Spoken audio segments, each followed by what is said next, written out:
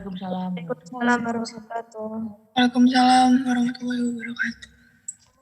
Kamera bisa di off kan, tapi mikrofon di on kan semua.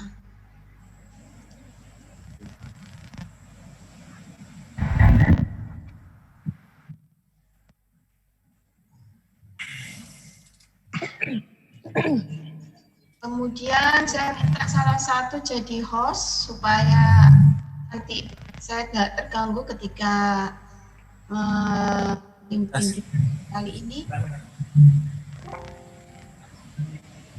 Ya. Saya jadikan host ya. Ini Mori.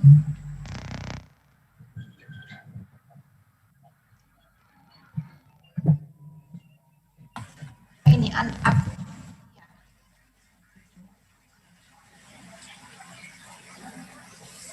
Pokoknya sak ono iki ya tak jadi host ya. Amin Syafiq. Oh jadi host ya Mas? Saya jarang pakai Zoom, Bu. Kurang paham saya, Bu.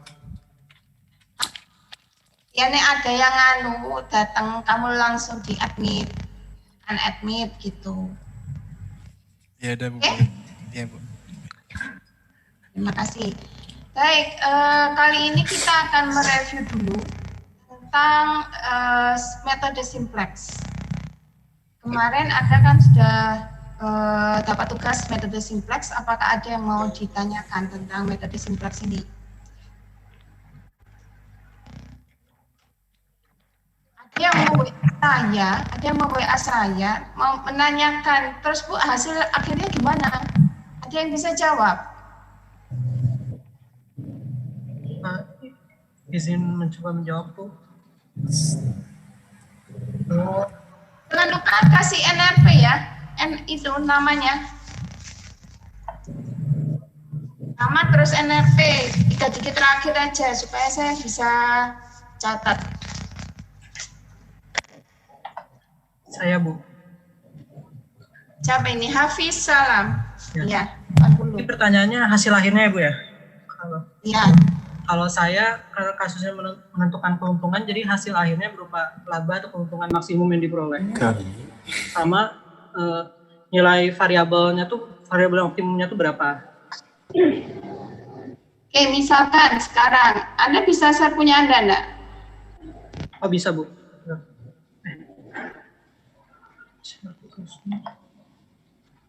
Oh hanya host, Bu, yang bisa, nggak bisa.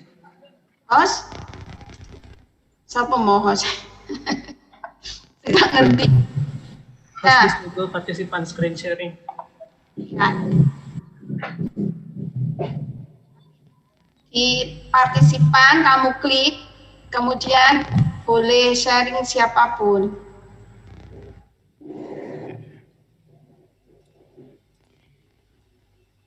Wes Mas. Bentar. Kan ya.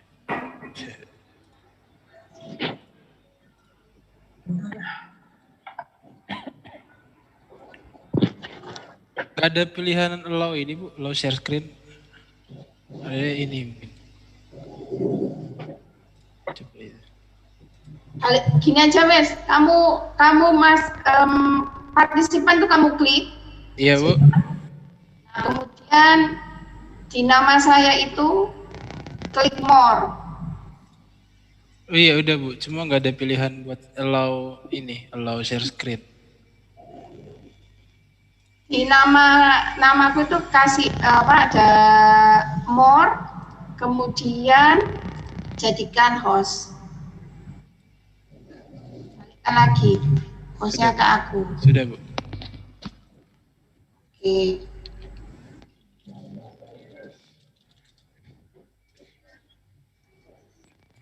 Security, allow participant to share screen. Security, Bu. Security, Bu. Nah, sudah bisa, Bu. Oke, silakan. Kelihatan layar saya, Bu?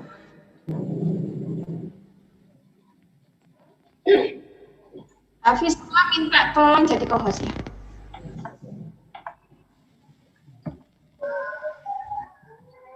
Ini layar saya kelihatan ya, Bu? Ya, sudah, Mas. Jadi ini tugas saya diambil dari jurnal acuan ini, Bu. Analisis optimalisasi produksi dengan linear programming melalui metode simplex. Sebenarnya sederhana. Jadi di sini perusahaannya itu perusahaan PD Utama Jaya Prasindo ini perusahaan yang produksi bahan dasar biji plastik. Sebentar, biji plastik. Nah, ini perusahaan itu memproduksi 4 produk, yaitu GRX25, GTW25, GTX25, dan GTX25M. Nah, nanti untuk labanya sendiri itu kan harga jual dikurangi total biaya produksinya, dikurangi dengan total produksinya. Nah, nanti didapatkan fungsi objektif seperti ini. Jadi untuk yang produk A itu berarti 37 dikalikan A, untuk laba produk A, untuk laba produk B berarti 46 dikalikan dengan jumlah produk B yang dijual, yang C 38 dikalikan dengan C, jumlah produk C, yang D 46 dikalikan dengan D. Dengan ini keterangannya di sini. Ini keterangannya total produksi. A itu total produksi GRX25, B itu total produksi GTW25, C itu total produksi GTX25, dan D total produksi GTX25M. Fungsi kendalanya sebenarnya ada 7, Bu. Ini yang pertama, kendala keterbatasan bahan baku biji plastik. Di sini aturannya setiap hari ini diperkirakan hanya berjumlah 2000 kg atau sekitar 2 ton. Namun untuk bahan baku yang digunakan untuk injek gas per plastik diperkirakan 10% dari kapasitas ini. Jadi yang benar-benar bisa dipakai itu 2000 dikurangi dengan 10% dari 2000. Makanya di sini tulisnya gitu. Ini tipe.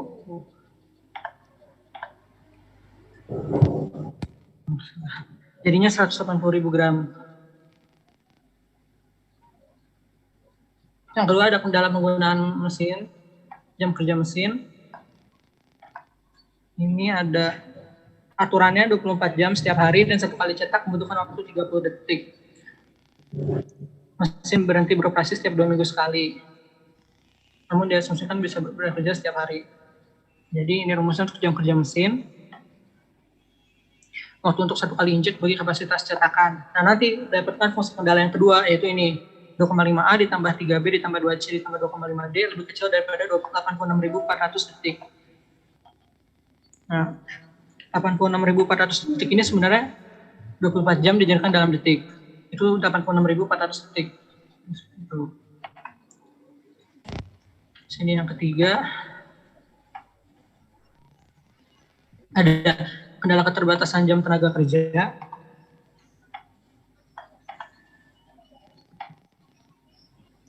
Ini aturannya di sini 12 jam terbagi atas 2 shift. Setiap tenaga kerja diperkirakan membutuhkan waktu 5 detik untuk memotong 1 buah gesper. Jam aktif diasumsikan 8 jam dan jumlah pekerja yang memotong ada 4 orang. Jadinya seperti ini, tim A 5B, 5C, 5D, ini 5 karena setiap orang butuh 5 detik kan untuk memotong 1 buah gesper. Sedangkan lebih kecil dari 115.200 detik ini karena untuk 4 orang dikalikan dengan 8 jam kerja aktif dijadikan dalam detik. Seperti itu. Jadi ini fungsi objektif yang ketiga. Nah, untuk yang fungsi objektif yang ke-4, 5, 6, 7 itu sebenarnya adalah perkiraan dari si produknya itu sendiri. Produk A, B, C, D, E.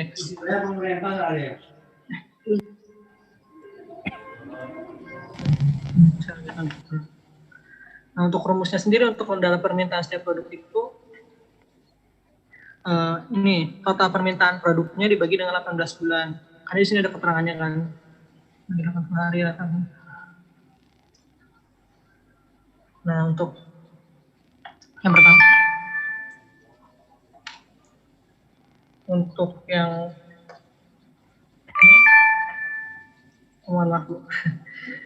untuk pertama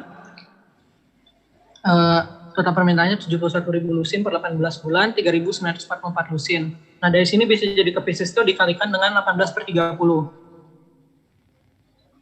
Karena 18 bulan dengan 30 hari.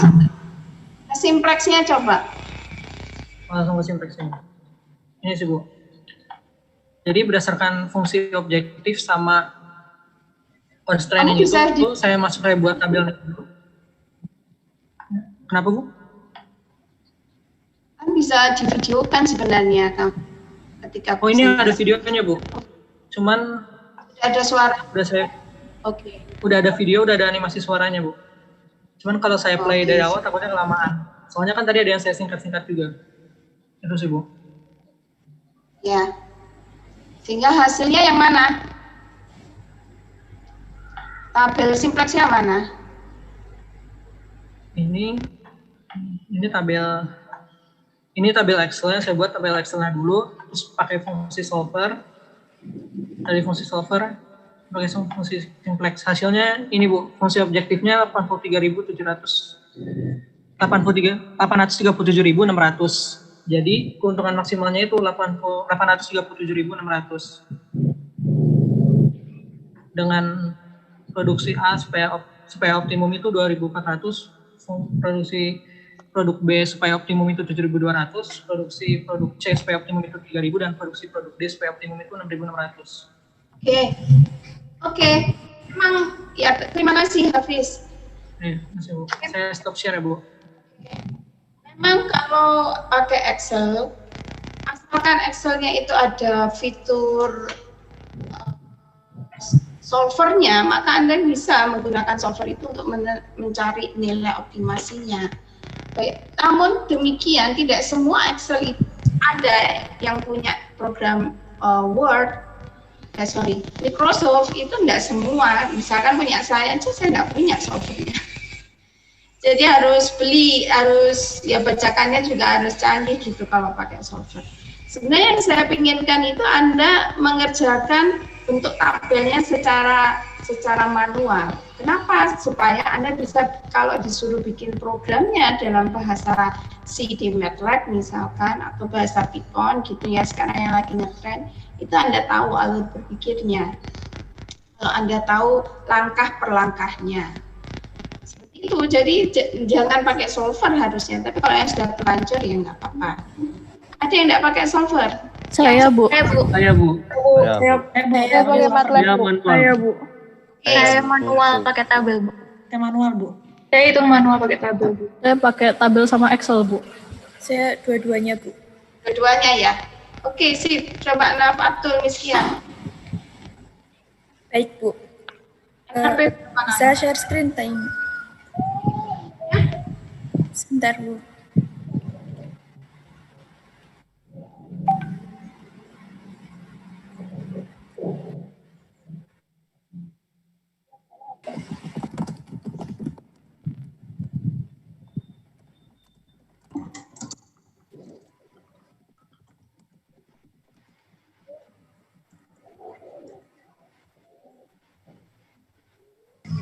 Saya share screen, Bu ya.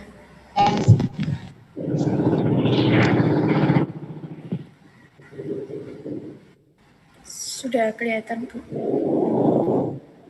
Silakan. Oh, NRP 45 ya? Ya, ini saya ngambil dari jurnal, judulnya Optimization Principle and its Application in Optimizing Landmark University Bakery Production Using Linear. Nah, ini objective function, constraint, sama variabelnya. Jadi di sini tuh dia mengoptimisasi profit, Bu. Nah, jadi produknya itu ada 5. Jadi saya ini dijadikan variabel, ada X1, X2, X3, X4 sama X5. Nah, profitnya tiap variabel itu segini. Jadi objective functionnya untuk mengoptimisasi profitnya itu ini.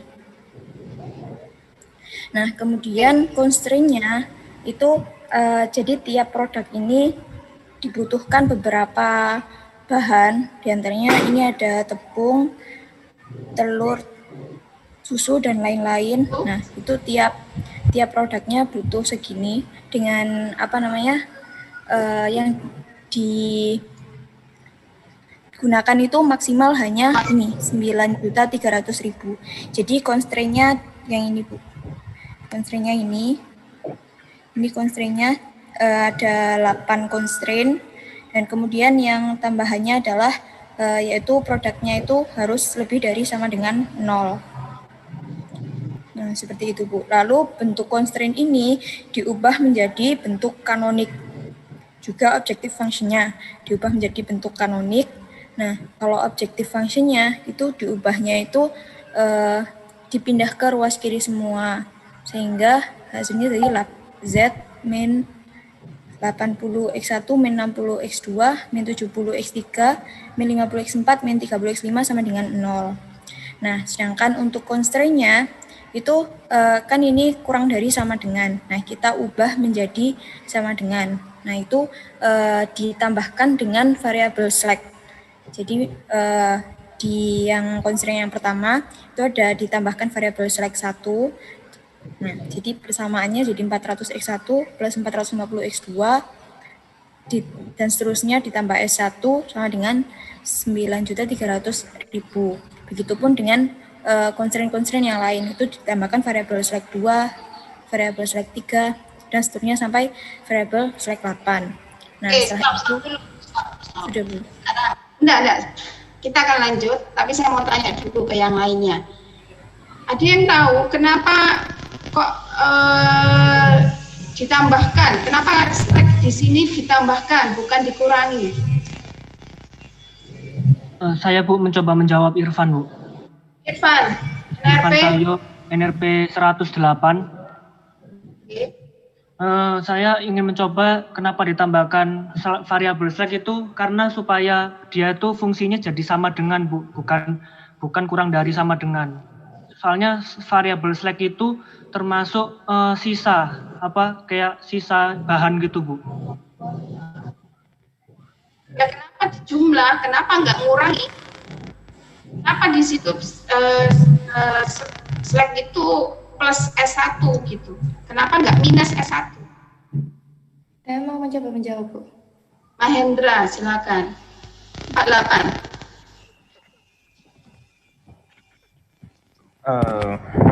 Mohon maaf Bu, saya kurang tahu Bu. Siapa tadi? Saya Bu, Ria. Ketiga, oke. Kalau dari yang saya baca itu kalau fungsi constraint-nya kurang dari sama dengan itu ditambah slack yang mana itu positif, sedangkan kalau constraint-nya itu lebih dari sama dengan itu dia minus. Itu istilahnya bukan slack tapi surplus. Ya, benar. Oke, benar Ria. Jadi kenapa S1, S2 di situ positif di situ ditambahkan karena constraint-nya itu lebih kecil sama dengan. Sehingga supaya Anda tetap memenuhi constraint kalau dibuat persamaan, kan itu dari pertidaksamaan dibuat persamaan kan, supaya konsisten dengan pertidaksamaan. Jadi misalkan 5 ditambah 1, misalkan X lebih besar daripada 6. Jadi supaya dia menjadi persamaan, berarti kan harusnya X ditambah berapa? X ditambah slack variabelnya misalnya X ditambah S gitu ya. Kan dia tetap memenuhi pertidaksamaan lebih besar daripada 6 kan? Mohon maaf Bu, bukannya X min surplusnya tadi ya Bu? Iya, sorry. Kalau itu saya berarti misalkan X lebih kecil sama dengan 6. Berarti X slack-nya plus S kan? Supaya memenuhi X lebih kecil daripada 6. Jadi dia harus ditambah kan? Iya, Bu. Supaya nanti kalau S-nya itu pindah ke kanan kan menjadi X sama dengan 6 ditambah S. Jadi X itu nilainya 6 ditambah S. 6 dikurangi S. Paham enggak? Paham Bu. Ya, paham ya. Sehingga karena itu slack variabel itu muncul karena dia lebih kecil sama dengan. Tapi kalau pertidaksamaannya itu lebih besar sama dengan, kita menggunakan surplus. Jadi dia menjadi minus. Kalau dia menjadi minus kan berarti kalau pindah ke arah kanan berarti X sama dengan 6 ditambah X. Benar kan? Lebih besar dari 6 kan? Paham? Ya, Bu. Ya, seperti itu. Oke, silakan lanjut. Itu barusan siapa yang ini? Yang benarkan saya? Daniel, Bu. NRP? NRP 16085, Bu. 16. Oke. Silakan dilanjut, Mbak. Baik, Bu. Kemudian setelah kita mendapatkan bentuk kanoniknya, baru kita masukkan ke dalam tabel yang dinamakan itu tableau untuk nantinya akan diiterasi, metode iterasi. Nah, kita masukin aja persamaan tadi itu ke dalam tabel ini. Ada Z, X1, X2, X3, X4, X5, sama S1 sampai S8. Kemudian RHS. RHS ini right hand side atau ruas kanan. Nah, tadi di persamaan yang pertama di bentuk kanonik itu adalah persamaan dari objective function-nya, persamaan dari Z-nya. Itu kita masukkan, kan tadi ada Z min 80X1. Nah, itu dimasukkan konstantanya. Dimasukkan ke sini baris 1, 2, nah ini 400X1 plus 400X2 sampai X5 itu sama dengan 9.300.000 dan seterusnya sampai S8. Nah, ini itu dinamakan dengan basis.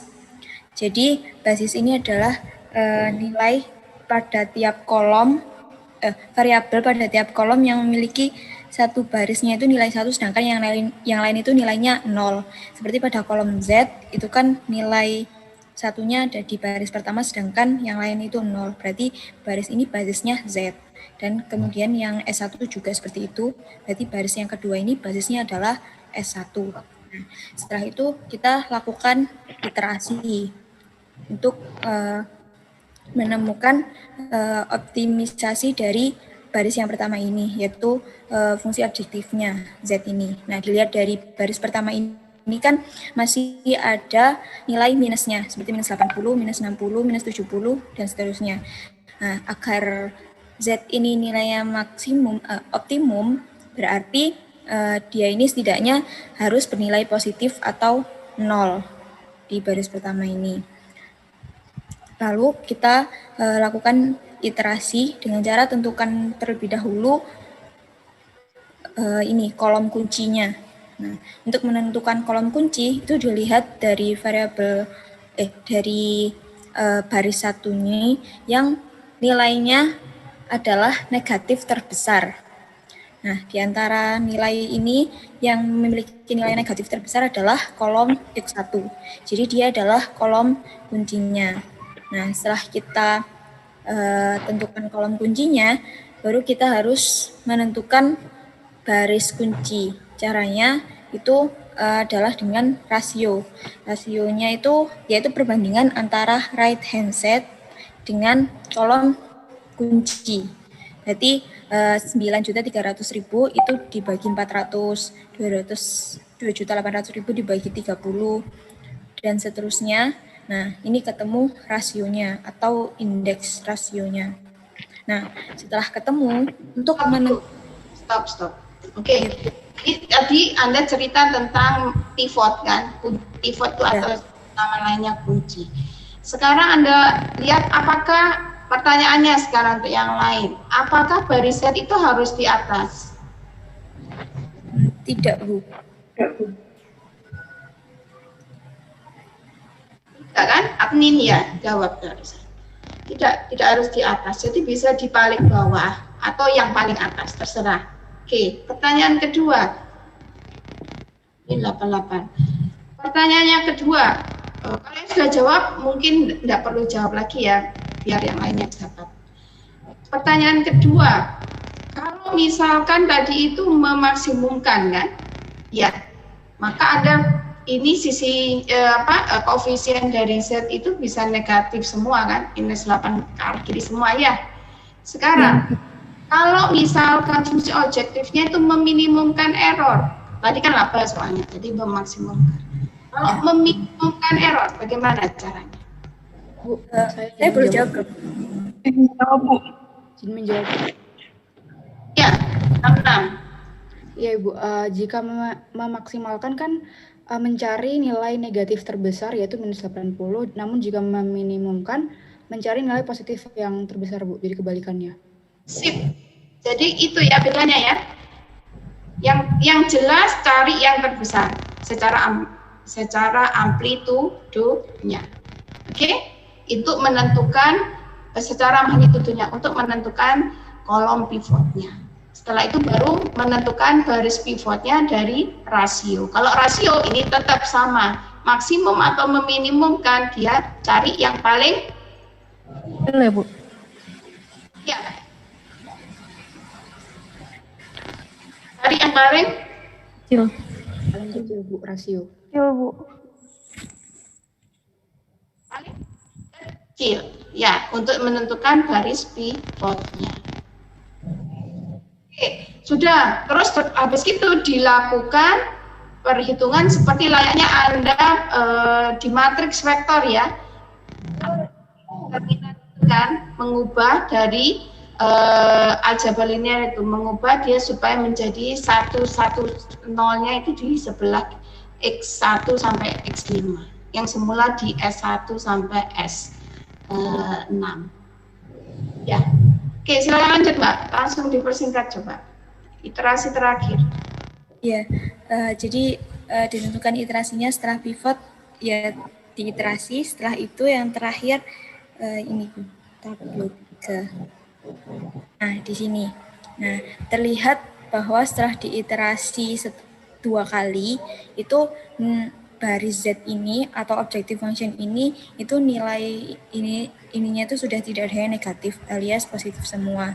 Nah, itu berarti bahwa nilai Z ini objective functionnya itu sudah maksimum. Nah, nilai Z-nya itu ada di right hand side ini. Berarti dia optimumnya di 1.860.000.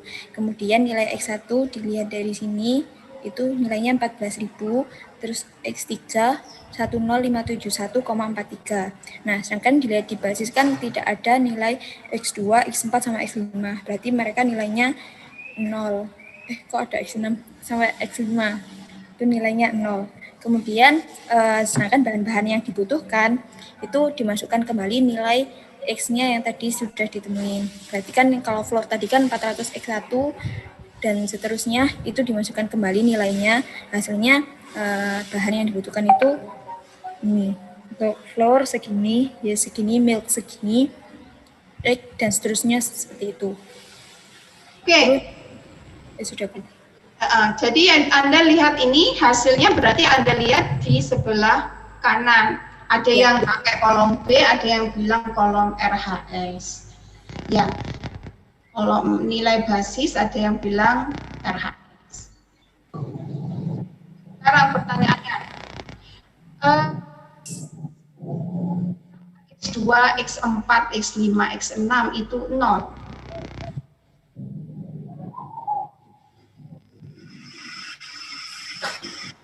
Iya Bu. Apa ini?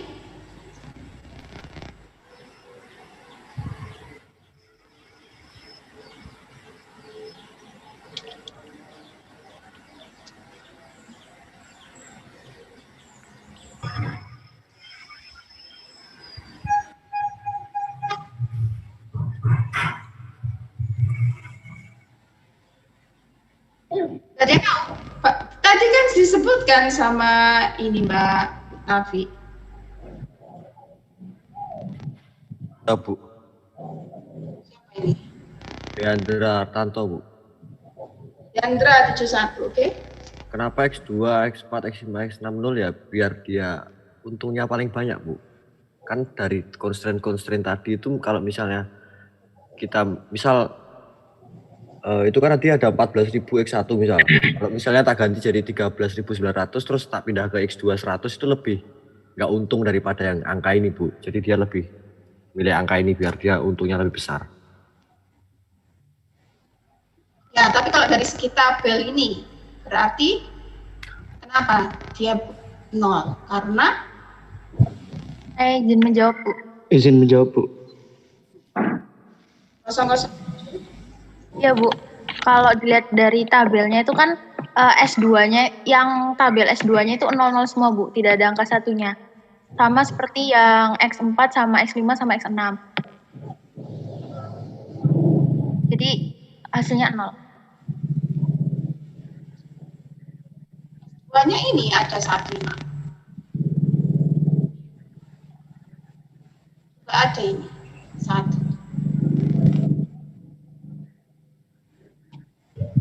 Gimana? Izin menjawab, Bu.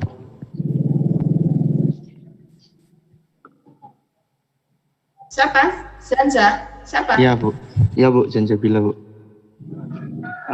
Karena dari kolom X2, X4, dan X5 itu tidak ada yang bernilai 1, Bu. Tidak ada yang bernilai 1. Dia bukan masuk ke kolom basis. Karena dia tidak masuk kolom basis, maka dia nilainya 0. Karena sebenarnya seperti slide yang saya bagikan sebelumnya, itu metode simplex itu membuat persamaan AX sama dengan B itu terdiri dari 2 vektor, yaitu vektor yang berisi basis sama vektor yang membuat nolnya, supaya dia bisa menghasilkan A kali X sama dengan B. Jadi ini dia bagi dia. Kalau di sini muncul X2, X4 dan X5, X6 itu 0 karena dia tidak masuk di kolom tabel 3 ini. Tidak masuk situ. Sehingga dia tetap dibuat 0. Oke? Sudah berhenti iterasinya. Kenapa berhenti? Karena sudah tidak ada nilai negatif di persamaan Z-nya, koefisien Z-nya itu. Nah, kasus ini itu merepresentasikan problem optimasi dengan banyak constraint. Constraint-nya itu terlalu banyak. Constraint-nya itu terlalu banyak sehingga daripada variabel yang dicari. Variabel yang dicari itu ada berapa? 5. Oke, variabel yang dicari ada 5, X1 sampai X. Tapi persamaan constraint-nya itu ada 8. Tapi karena variabel slide-nya ada 8. Jadi terlalu ketat dia constraint-nya. Oke. Constraint-nya, variabelnya juga akhirnya dibuat 0 lah, yang X2, X4, X5. X2 tadi apa? Tepung. Susu. X2 susu ya? Itu apa, Mbak? Lagi juga, Bu. Bentar, Bu.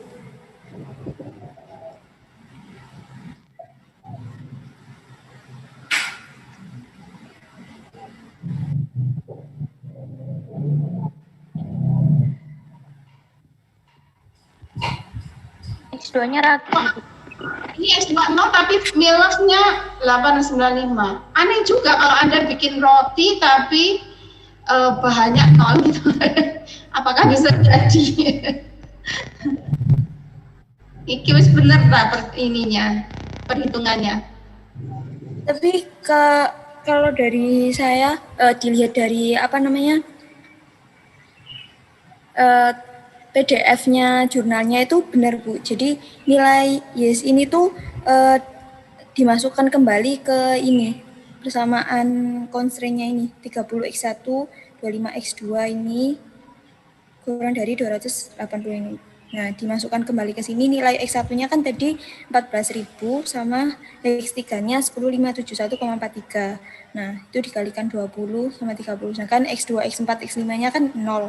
Jadi nilai yes-nya itu yang dibutuhkan segitu, gitu Bu. Jadi perkalian dari itu. 14.000 ini dikali 20 terus dijumlahkan gitu. Berarti X2 itu apa sebenarnya? X2 itu apa? Jumlah apa? X2 itu produk ini Bu, familial loaf size. Jadi untuk menemukan profit paling maksimum dia hanya memproduksi family loaf ini yang X1 sama X3 saja Bu. Sedangkan yang lain itu tidak diproduksi. Gitu. Agar profitnya maksimum. Oke. Baik, terima kasih Mbak Nafi. Ya, Bu. Jadi Saya caranya ya. Oke, stop share. Jadi itu caranya Anda dalam melakukan penyelesaian problem linear programming menggunakan metode simplex. Sebenarnya ada banyak codingnya untuk bikin di MATLAB atau di bahasa C atau bahasa lainnya. Anda bisa cari di situ. Nanti, tapi saya tidak concern di situ karena sudah banyak coding tentang simplex. Yang belum banyak itu adalah coding tentang quadratic programming dengan menggunakan simplex. Oke, sekarang saya share apa sih quadratic programming itu. Sebenarnya ada sudah saya share di MyITSD.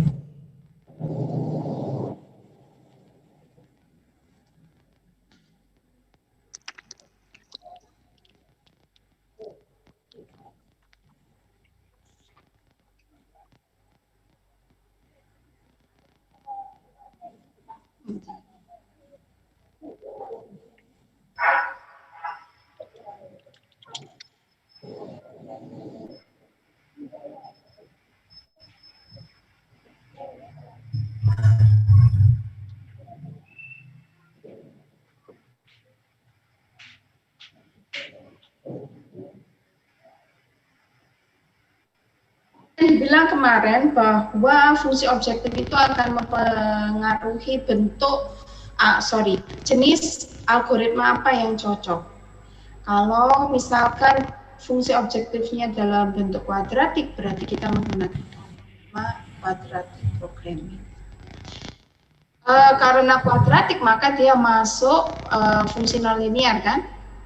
Nah, bentuk umum dari quadratic programming itu dalam adalah seperti yang ditunjukkan pada berikutnya. Saya Anda kelihatan enggak? Kelihatan Bu. Terlihat Bu. Kelihatan Bu. Kelihatan Bu. Oke, berarti dalam fungsinya dalam bentuk setengah X transpose HX ditambah C transpose X. Di sini X itu adalah vektor, sekali lagi. Dalam problem optimasi, X itu adalah variabel yang variabel optimasinya itu bisa lebih dari satu variabel. Sehingga kalau lebih dari satu variabel, X itu berupa vektor. H itu tentu saja berupa matriks. C tapi bukan vektor kolom, tapi vektor baris. Vektor baris. Seperti layaknya Anda di linear programming, itu sebenarnya koefisien itu dinyatakan sebagai vektor baris. Jadi ke arah sana, ke arah. Kalau vektor kan dari atas ke bawah ya. Nah, koefisien Anda itu bisa dibentuk dari kiri ke kanan. Maksudnya.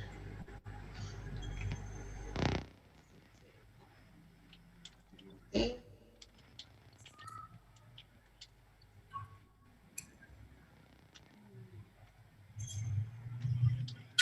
Misalkan 2x1 ditambah kok merah 2x2 ya, itu sama dengan 6 atau 3x2 sama 3.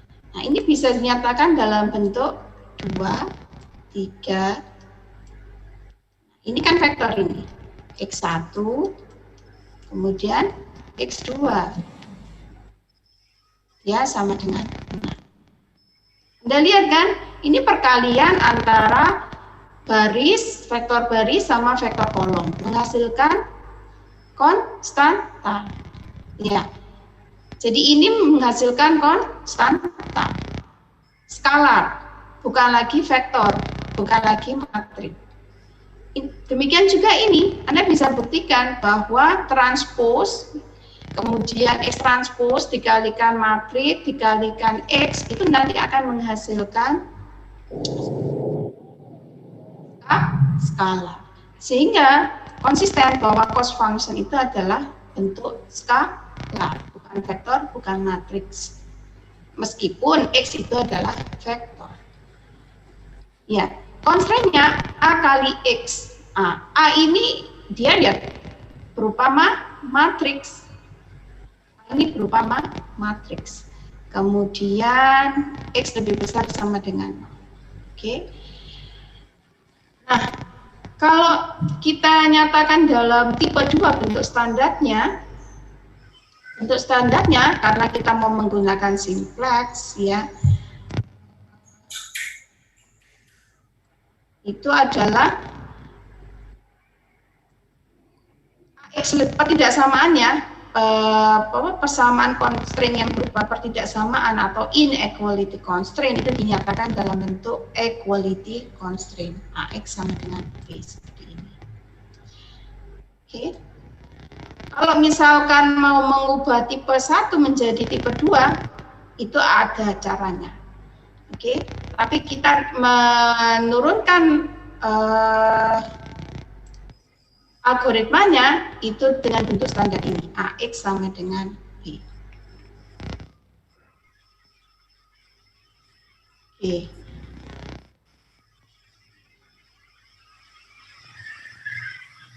Nah, ini tadi yang saya jelaskan X transpose HX itu kan sebenarnya kalau hanya itu identitas, maka Anda bisa memiliki X1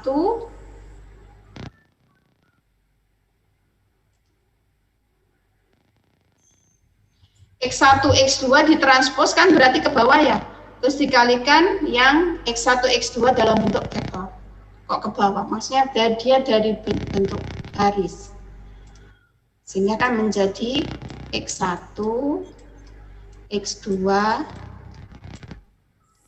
kalikan X1 X2. Nah, ini dikalikan ini kan menjadi apa? X1 kuadrat ditambah X2 kuadrat. Jadi dia bentuknya nanti kuadrat. Ya, jadi sebenarnya ini representasi bentuk kuadrat. Nah, kemudian hanya ini, itu sebenarnya ada H di sini. Itu menandakan koefisiennya dari sini. Misalkan di sini 2, di sini 3, maka nanti di sini pasti ini 2, ini 3. Ya. Terus kalau dia min 1 berarti min X1 kuadrat, min X2 kuadrat. Kalau dibuat gambarnya, maka H itu akan mempengaruhi dia fungsinya itu minimum atau maksimum. Kalau ini kan berarti dia menemukan nilai minimum. Kalau yang ini dia menemukan nilai maksimum. Sampai di sini ada pertanyaan?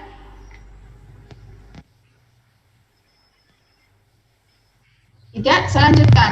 Nah, sekarang kalau misalkan hanya itu bentuknya seperti ini, 1, 0, 0, 0. Anda lihat di sini. Berarti yang dia bentuk kuadratnya itu di mana? Bentuk kuadratnya di, siapa yang bisa? X1, Bu.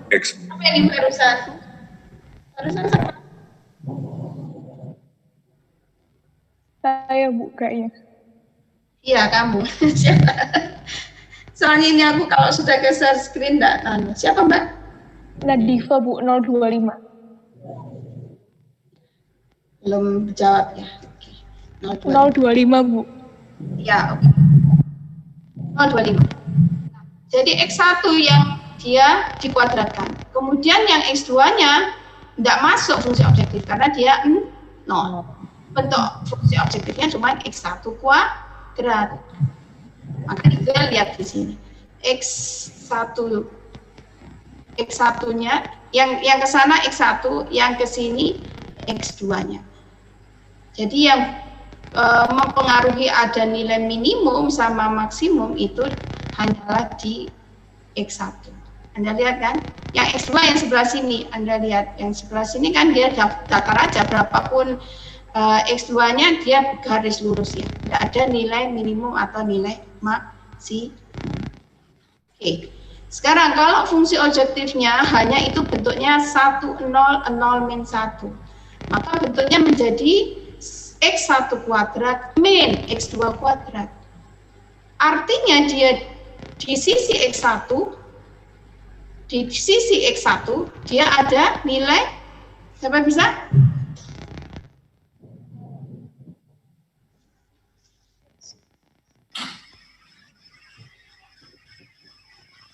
Minimum. Di sisi X1 ada nilai minimum.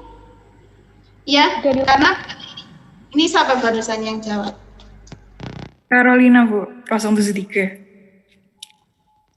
073. Ya ada nilai minimum. Lihat gambarnya di sini. Ya. Di setiap gini ada nilai minimumnya yang ke arah X1 ini. Oke. Sedangkan yang arah X2 dia ada nilai maksimumnya. Bentuknya seperti ini. Ya. Kita lihat sehingga bentuknya seperti pelana kuda. Untuk semacam ini, apakah akan Anda temukan solusi optimumnya untuk yang pelana kuda ini?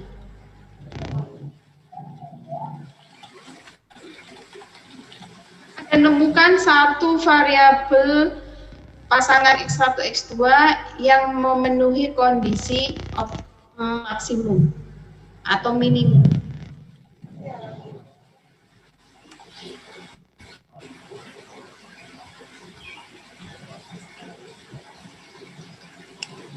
Tidak ada. Berarti dia bingung, berarti benar semua. Memang tidak akan ditemui kondisi maksimum sama minimumnya karena itu tadi di arah sini maksimum, di arah X2 dia minimum. Jadi harus tidak akan nemu solusi yang ini yang sesuai. Satu solusi yang sesuai. Kalau yang di atas ini kan nemu solusi sesuai, yaitu yang di sini. Yang ini.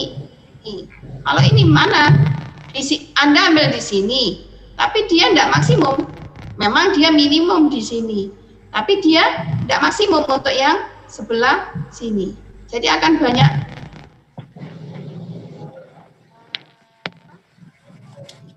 kemungkinan yang terjadi. Jadi tidak dapat temui solusi.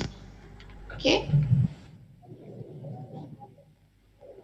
Nah, kemudian caranya untuk mengubah tipe 1 ke tipe 2 itu ada di slide ini. Anda baca di sini, gampang. Nah, sekarang ke modified simplex method. Filosofinya kenapa menggunakan metode simplex? Karena kita mau melinearisasi persamaan kuadratik itu. Karena kita sudah tahu bentuk fungsinya itu bentuk kuadratik, sehingga kita bisa menurunkan kan, menurunkan. Anda tahu linearisasi ya? Linearisasi kan terhadap, kalau Anda di SD sudah ya? SD sudah belum pemodelan? Udah Bu, udah Bu. Nah itu kan diajari nonlinear terus dilinearisasi pakai Dirac-Taylor. Itu kan Anda turunkan kan terhadap titik operatingnya kan, dalam rangka untuk membuat linear, untuk model linearnya di sekitar titik operasi itu. Jadi misalkan seperti ini, maka Anda mau melinearkan di titik operasi sini, berarti Anda turunkan dia di daerah sini, sehingga supaya menghasilkan persamaan linear itu ini. Ini hanya valid berlaku di daerah sini saja. Setelah di inputan yang lain, maka tidak berlaku yang ini. Dia berlaku lagi yang sebelah sini. Oke, nah konsep ini yang menyebabkan kita bisa menggunakan simplex method. Jadi pada daerah sebelah sini kita menggunakan satu bentuk simplex method. Ya, kita temukan solusinya. Kemudian pada daerah yang lain kita lakukan lagi simplex method. Jadi di sini linear programming jalan, kemudian dapat di sini dapat linear programming, di sini dapat linear programming dan sebagainya. Nah, linearisasi itu tadi dilakukan dengan memperkenalkan apa yang kita sebut sebagai fungsi Lagrange.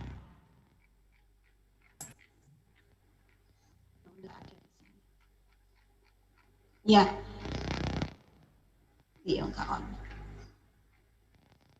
ini sebenarnya fungsi Lagrange itu ini. Jadi ada lambda, kemudian ada mu, itu diperkenalkan suatu konstanta baru di fungsi Lagrange. Kemudian fungsi Lagrange itu diturunkan dan seterusnya. Itu ada panduannya lebih detail tentang modified simplex method di file yang saya share di ITS Classroom.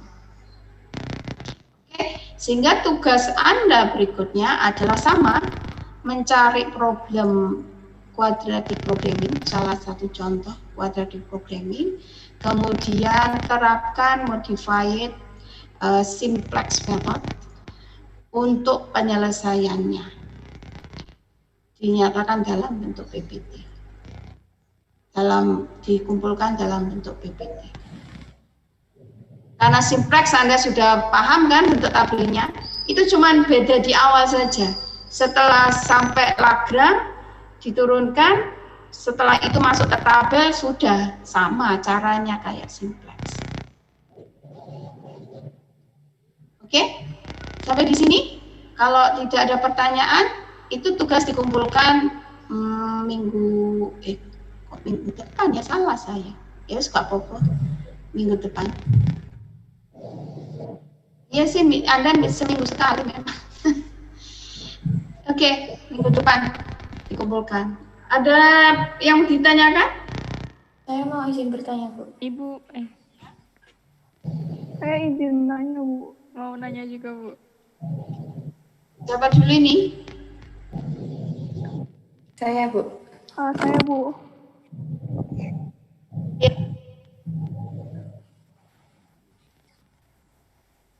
Baik, kalau pertanyaan dari saya, yang simplex tadi itu saya menemukan ada yang namanya artificial variable. Itu maksudnya gimana ya, Bu? Artificial variable itu variabel tambahan. Jadi sepertinya kayak sama ini, sama kayak Anda tadi Pak, teman Anda itu tadi pakai apa? Yang S tadi dulu. Slack, Bu. Slack surplus. Slack sama surplus. Seperti itu. Izin menjawab, Bu. Yang saya pelajari kalau artificial itu di mana kalau constraint-nya itu beda-beda tandanya. Tadi kan punya saya sama aja, semuanya kurang dari sama dengan. Nah, kalau misalkan ada yang lebih dari sama dengan, itu pakai artificial. Ya, kan enggak sama kedudukannya kan sama kayak slack sama atau surplus kan? Tergantung tanda pertidaksamaan-nya. Jadi nyebutnya kalau itu ada yang nyebutnya seperti artificial menyebutnya sebagai artificial variable. Tapi sama fungsinya kayak slack sama surplus. Tergantung ketidaksamaan. Terima kasih Nafi, Ria. Terus ada lagi? Saya Sekar Nah. RP 40 izin nanya, Bu. Tadi yang di penjelasan Ibu tuh ada yang pertama-tama ada yang AX kurang dari sama dengan B ya Bu. Nah itu tadi kalau saya nggak salah dengar A-nya itu max. Terus tadi pas saya lihat lagi yang selanjutnya tuh ada HX juga, H-nya itu matriks juga. Jadi bedanya lebih ke apa ya Bu? Oh iya, kalau yang tadi itu di fungsi objektif. Oke. Tadi itu di fungsi objektifnya. Kalau yang A-nya Bu berarti? Kalau A di constraint. Oh, A-nya di constraint. Oh ya. Kalau A di constraint. Oh iya Bu, makasih. Ada dua fungsi kan, fungsi kendala, constraint sama fungsi objektif. Yang di atas itu fungsi objektifnya itu bentuknya kuadratik. Dia nyatakan dalam bentuk X transpose kali H kali X. Oke. Kalau yang bawah constraint itu ya, kalau yang bawah constraint itu ya dalam bentuk A kali X sama dengan. Oke, sekarang satu ya ada yang tanya. Tapi quadratic proving itu hanya berlaku untuk apa? Yang barusan kita ini.